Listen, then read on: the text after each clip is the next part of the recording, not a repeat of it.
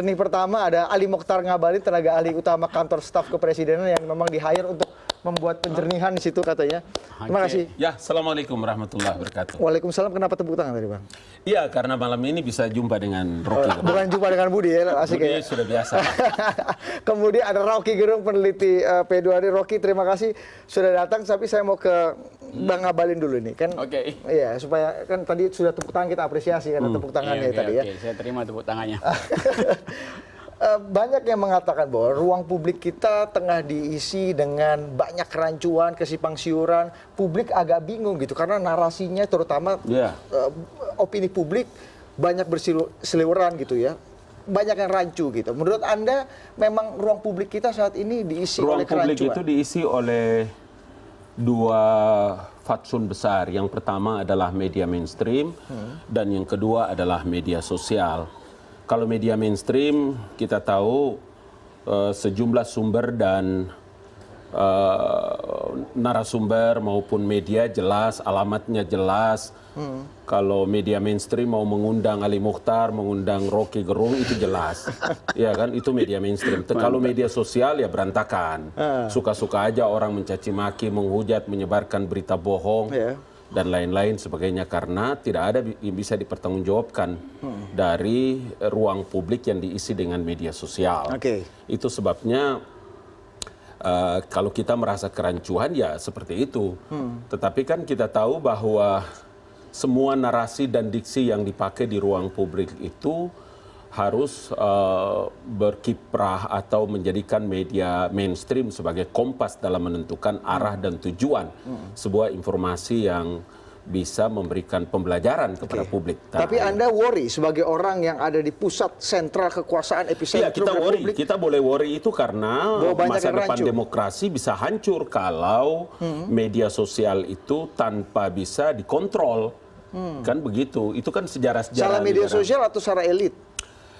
Elit yang menguasai ruang publik baik di media mainstream atau media sosial, Bang. Iya, kalau elit itu kan sangat tergantung kepada seberapa jauh media menempatkan posisi elit untuk bisa menyampaikan pesan-pesan yang memberikan pembelajaran kepada publik tanah air.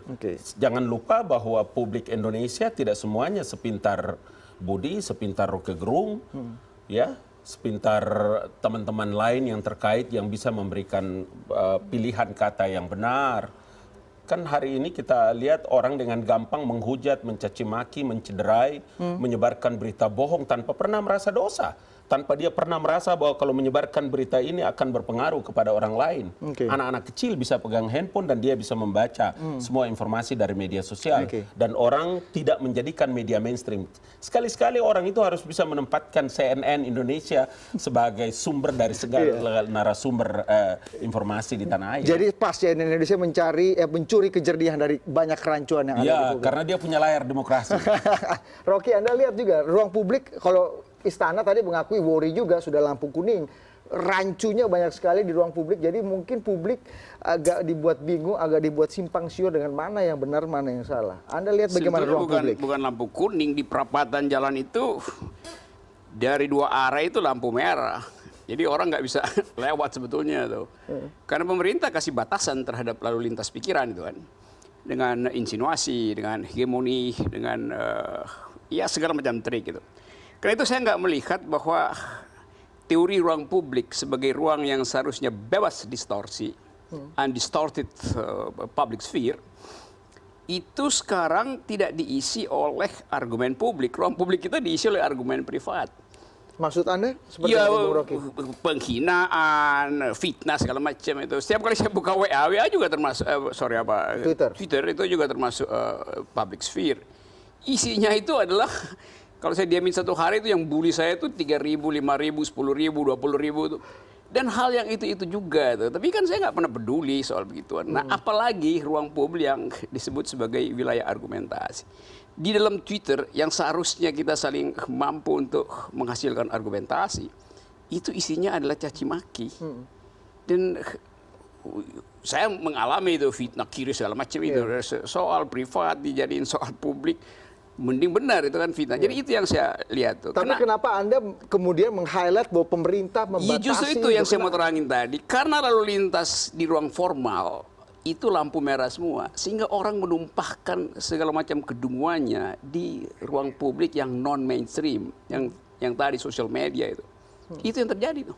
Jadi karena pemerintah, Anda yang membatasi ruang formal, Tidak, kemudian justru sebelum kita break, ini, Bang Ali. Justru hari ini pemerintah menjadi sasaran tembak untuk cacian, menghujat.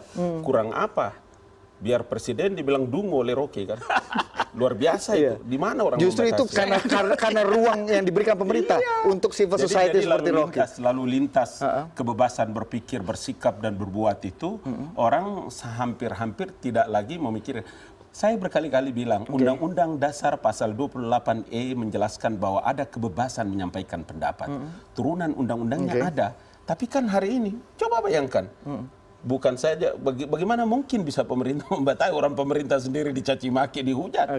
Ya, jadi pendapat Rocky salah besar tadi. Ya, saya pikir atau kurang tepat. Biarlah nanti publik yang memberikan penilaian. Saya memakai kata dungu berkali-kali itu. Karena nggak ada kata ganti untuk menerangkan cara berpikir yang ngaco kan. Kalau ada kata ganti saya pakai kata itu. Dan kata itu kata yang resmi diberikan di dalam kamus kita supaya kita pergunakan. Jadi kalau ada polisi yang saya sebut dungu itu polisinya, saya nggak sebut dungu orangnya.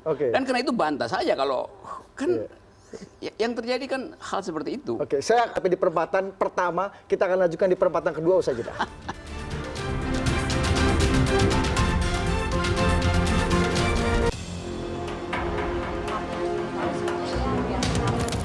Mendorong Mahkamah Konstitusi bukan sekedar mahkamah kalkulator. Inilah pemilu terburuk di Indonesia yang pernah terjadi selama Indonesia berdiri.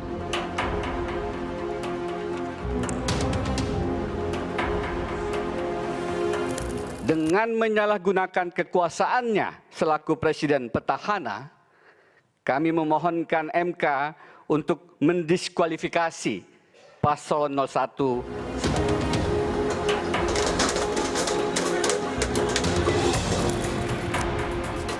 Sudah beberapa kali saya sampaikan di publik bahwa personel pengamanan 21-22 Mei, baik TNI dan Polri, tidak dilengkapi dengan peluru tajam.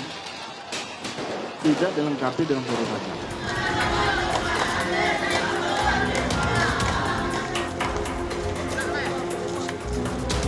Pelurunya clear loh ya. Pelurunya sudah peluru tajam. Ya kan? Soal senjatanya dari mana, ya kan, siapa yang menembak, itu PR-nya kepolisian.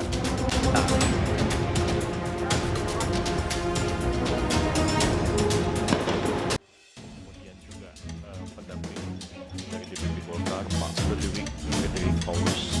Rentetan narasi yang disajikan dalam sidang gugatan sengketa Pilpres di Mahkamah Konstitusi menyiratkan adanya problem yang serius dalam pelaksanaan pesta demokrasi di Indonesia.